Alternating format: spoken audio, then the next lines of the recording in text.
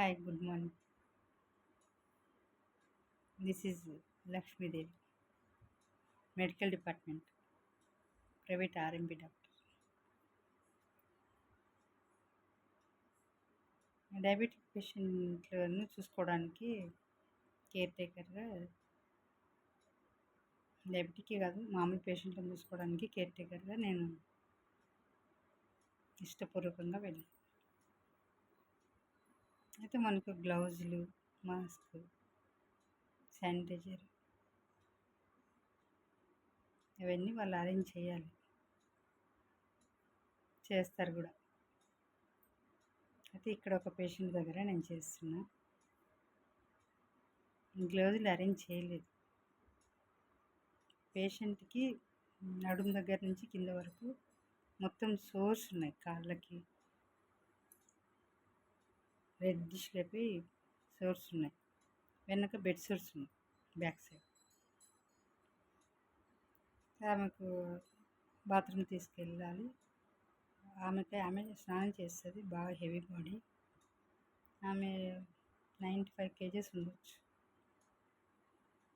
తన అంత, కానీ మోకాళ్ళ దగ్గర నుంచి నడుము దగ్గర నుంచి చేసుకోలేదు. వెనక బ్యాక్ సైడ్ అదంతా క్లీన్ చేసుకోలేదు.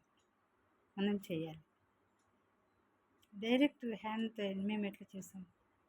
ఈవెన్ గ్లౌజ్ కానీ, బాడీ స్క్రబ్బర్ కానీ స్మూత్ తీసుకునేటప్పుడే వాళ్ళు డయాబెటిక్ పేషెంట్కు బాడీ స్క్రబ్బర్ అంటే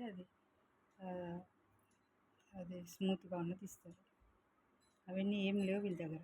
కనీసం గ్లౌజ్ కూడా ఇవ్వలేదు నాకు. మన చేత్తో ఆల్రెడీ ఫుల్ ఇన్ఫెక్షన్ అయిపోయింది ఒళ్ళంతా. అంటే ఐ మీన్ కాళ్ళ దగ్గర నుంచి నడుము వరకు పుండ్లు ఉన్నాయి మొత్తం. సోప్ రుద్ది వెనక కాళ్ళ దగ్గర నడుము వరకు సబ్బు రుద్ది స్నానం చేయించమని చెప్పిండు. సోప్ రుద్దిన, చేయితో కాకుండా సోప్తో రుద్దిన. తర్వాత చేయి పెట్టి ఫింగర్స్తో రుద్దు అంటుంది. మనకి ఇన్ఫెక్షన్ కదా,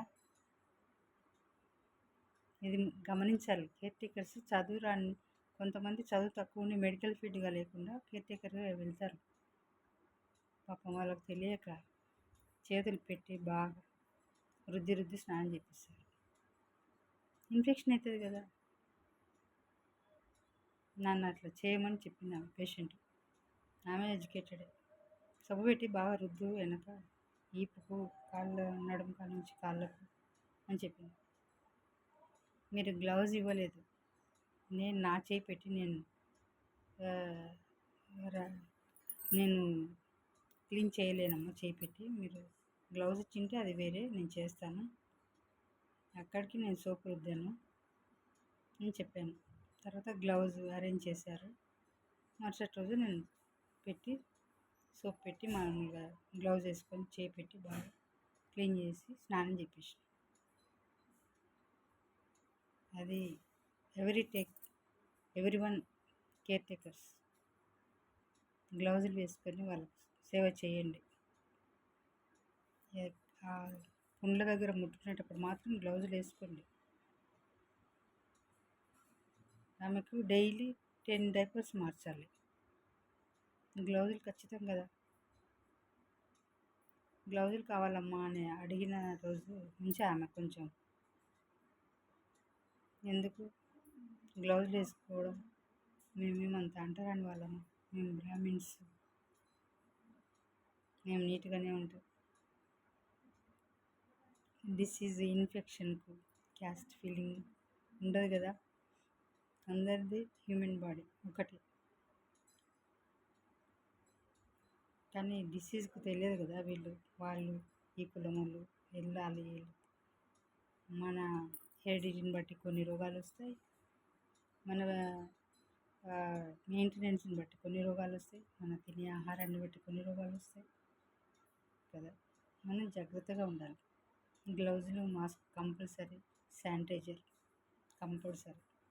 అవి అడిగినందుకు మా మీద, అంటే కేర్ టేకర్స్ అంటే పేషెంట్ని చూసుకోవడానికే కానీ కిచెన్లో అవి సర్దు ఇవి సర్దు వాళ్ళ పని మనుషులు అది వంట కిచెన్ కుక్కర్ చేసేవి ఇంట్లో వాళ్ళ వర్కర్స్ కొందరు ఉంటారు కదా, ఇల్లు తుడిచి ఊడ్చి వాళ్ళు ఉన్నారు ఆల్రెడీ. వంట చేసే వాళ్ళు ఉన్నారు, ఇంటి పని చేసే వాళ్ళు ఉన్నారు, అంతా ఉన్నారు. బట్టలు ఉతకడానికి ఉన్నారు, దోబి. ఎవరు చేయాల్సిన పని వాళ్ళు చేయాలి. కిచెన్లో అవి సర్దుకో, ఖాళీగా ఉన్నావు కదా. అదేంటి, ఖాళీగా ఉంటాం, ఖాళీ మనం చేసేటప్పుడు చేస్తాం. అంతేగాని ఖాళీగా ఉన్నాము నేను కిచెన్లో బట్టలు బాసనలు సర్దు, కిచెన్లో కడుగు, ఆ బండగడు, నీ బట్టలు ఉతికేసిపోతే దోబి అవి నేరితే తీసి పెడుతున్నాము. పేషెంట్ వర్క్ ఎంతవరకు చేయాలంటారు. నీకు వేడి నీళ్ళు కాంచిస్తున్నా, పొద్దున్నే డికాంక్షన్ కాంచిస్తున్నా, తినడానికి అన్ని నీ దగ్గర తెచ్చి పెడుతున్నాం, అవన్నీ చేస్తున్నాం.